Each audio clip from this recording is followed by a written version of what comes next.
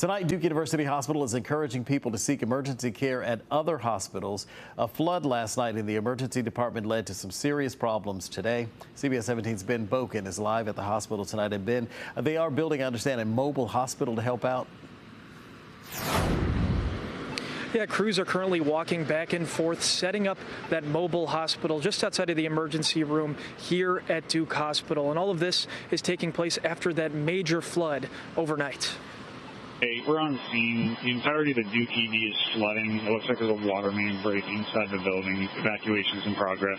Just before midnight, Duke health officials said a 12-inch water pipe burst at Duke University Hospital and caused flooding in several areas, including the emergency department. There were about 3 to 4 inches of water coming out of the walls in the emergency room.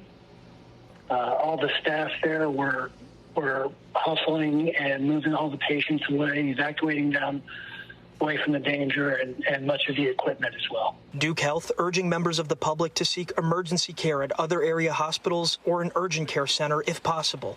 In the meantime, ambulance patients are being sent to other hospitals. For EMS, what that will translate to is most likely going to be increased hospital wait times, which on the back end of that will increase or rather decrease ambulance availabilities. Emergency patients arriving at Duke on their own are being cared for in areas of the hospital that aren't flooded. EMS systems have not gotten a timeline as to when they will be accepting patients by ambulance again yet. In an email sent to employees, Duke health officials said that ambulances will continue to be routed to other hospitals for likely the next 48 hours as they repair damage.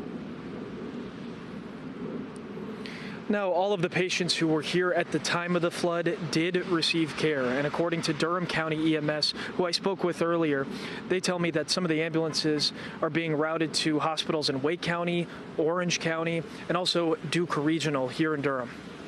We're live in Durham. Ben Boken, CBS 17 News. All right, Ben, thanks very much. Appreciate it.